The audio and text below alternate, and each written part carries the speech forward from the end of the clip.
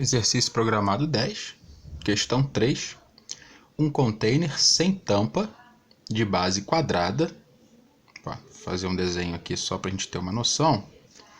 Então, container sem tampa, tá? Vamos imaginar aqui a base quadrada, mais uma vez, fazendo apenas o esboço, tá? Sem régua, só para a gente ter uma noção. Esse container sem a tampa, de lados retangulares, a base dele é quadrada, tem volume, então o volume desse container é de 8 metros cúbicos. O material da base, então ó, o material da base, ele custa R$ 5,00 o metro quadrado, tá? E R$ 2,00 o do lado.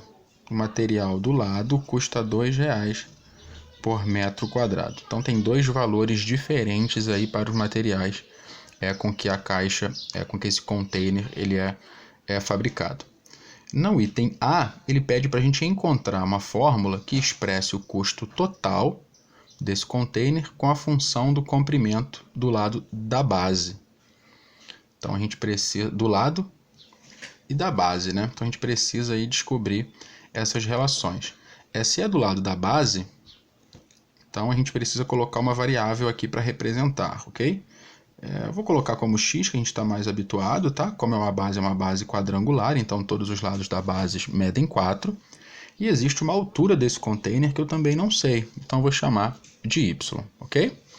Só para a gente começar a organizar, veja, a área da base, vou chamar aqui de AB, a área da base, ela é um quadrado, então o quadrado de lado x vai ser x ao quadrado. Essa daqui é a fórmula da área da base, ok? Essa é a área da base. E a área lateral, elas são 4 retângulos, certo? Ó, vou botar aqui, a área lateral são 4 retângulos, e esses retângulos, ó, eles têm x como base e y como altura.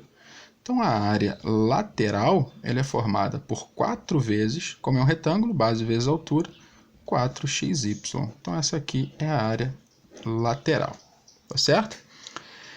Cada um dessas informações aqui, eu tenho aqui informações adicionais em relação ao preço delas, ok?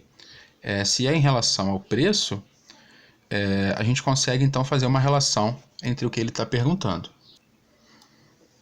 Então vamos lá. Qual vai ser o custo para fazer esse container todo? Bom, a área da base é x². O custo para a área da base, o custo do material é 5 por metro quadrado. Então vai ser 5 vezes o x².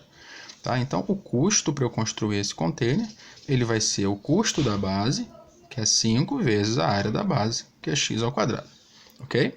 Mais agora o custo da lateral. Bom, o custo da lateral é 2 vezes a área lateral, que é 4xy.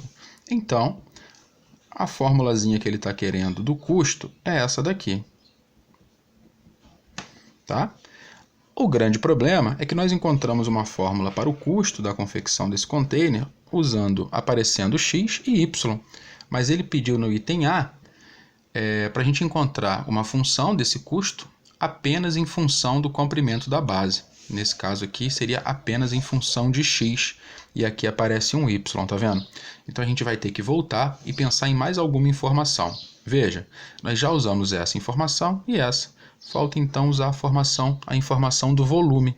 Como que eu calculo o volume de um container? De um paralelepípedo? Veja, o volume ele é dado pela área da base vezes a altura.